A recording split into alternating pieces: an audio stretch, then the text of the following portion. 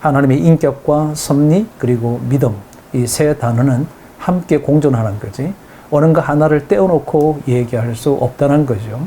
하나님은 함께 하는 것에 대해서 잘 모르겠다. 그런 사람은 섭리를 용인할 수 없는 거고, 섭리에 대한 것에 대한 것의 고백이 없으면 우리의 믿음은 헛되다, 잘못되어졌다라고 이렇게 할 수 있을 것 같습니다. 고로 오늘 이 책은 섭리라고 하는 것과 하나님의 인격이라는 것과 믿음이라고 하는 것, 이것들이 함께 복합적으로 쓰여져서 이것이 왜 하나인가에 대한 논정적으로, 논리적으로 아주 자세하게 설명한 책이다라고 그렇게 생각합니다. 우리는 인격적이다라고 할 때, 인격적이다라고 하는 것은 섭리적이다 이렇게 표현해도 틀린 말이 아닌 것 같습니다. 섭리적이라고 하는 것은 하나님이 나와 함께 하신다라고 하는 것에 대한 우리의 믿음적 고백이라고 하는 거죠. 보통 이 섭리라고 하는 것은 네 가지의 어떤 속성을 가지고 있다고 합니다. 그 첫 번째 속성은 섭리한다라고 하는 것은 하나님의 의로움과 공의로 다스린다는 뜻이다. 이것에 대한 고백이라는 거죠. 우리가 하나님의 섭리를 믿느냐라고 하는 것은 하나님은 의로우신 분이고 의롭고 공의로 다스릴 것이다라고 하는 것을 믿는 거다라고 하는 거죠.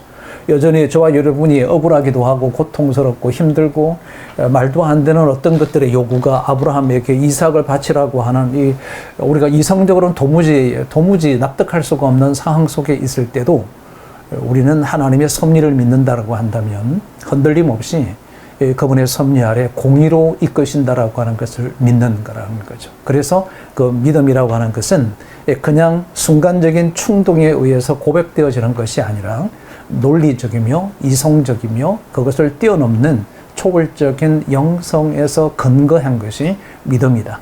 그래서 믿음이라고 하는 것을 그냥 쉽사리 이렇게 내뱉을 수 있는 것은 사실 아닐 수 있다라고 하는 건재죠.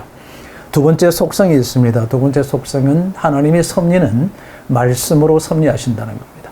그러니까 우리가 하나님의 섭리를 이해할 수 있기 위해서는 하나님의 말씀을 읽고 듣고 공부하고 묵상하고 암기하는 이 5가지의 말씀의 손에 따라서 해가는 것이 우리 일상이 되어져야, 우리의 삶이 되어져야 우리의 삶 속에 일어나고 있는 수많은 순간순간의 사건들을 우리는 하나님의 섭리로 이해할 수 있다. 말씀이 없이는, 하나님의 말씀이 없이는 하나님의 섭리에 대한 것을 우리가 용인하기도 어렵고 받아들이기 어렵다. 그래서 믿음은 들음에서 나고 믿음은 말씀으로부터 출발합니다. 그래서 이 믿음이라는 것과 섭리라고 하는 것은 우리가 함께 하는 거라는 거죠. 세 번째 속성이 있는데 그것은 양심이라고 하는 것은 우리의 도구다. 하나님의 섭리가 우리의 양심을 통해서 일어난다는 거죠. 물론 양심만 하는 것은 아닙니다. 우리가 양심에 우리가 자극을 주는 거죠. 그래서 회개하게 되고 뉘우치게 되고 후회하게 되는 거죠. 우리가 하나님 말씀을 보면 하나님 말씀을 내 양심에 찔리는 게 있다 그러지 않습니까? 사도행전에서도 우리가 사도들의 설교를 듣고 마음에 찔렸다라고 할 때 이 마음에 찔린 것은 물론 회개라고 하는 것의 전제적인 어떤 요건이기도 하지만 이 마음에 찔린다라고 하는 것은 내 양심의 가책을 받는다라고. 너는 양심도 없니? 라고 하는 것은 아주 기본적으로 우리가 깨달아야 될 영역들을 깨닫지 못할 때 우리는 양심도 없다 그러잖아요. 이 말은 하나님의 섭리적 인식은 우리가 기본적으로 그 양심으로부터 양심이 도구가 되어져서 그 하나님의 섭리를 우리가 이해할 수 있다라고 이렇게 한다고 합니다. 네 번째는 이 섭리는 하나님의 사람을 통해서 일하시는다는 거죠.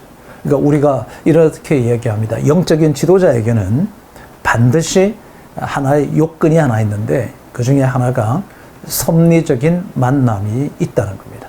이 섭리적인 하나님의 이끄심과 함께하심, 이끄심의 그 만남이라는 섭리적인 만남이 없이는 영적 지도자로서 어떤 존재했다라고 얘기가 어렵다.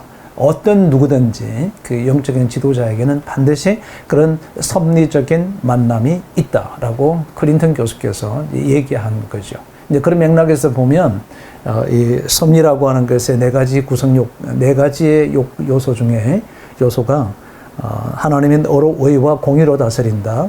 그리고 양심이 도구가 되며 아울러 말씀을 통해서 섭리하시고 그리고 사람을 통해서 섭리의 역사를 이루신다라고 하는 거죠.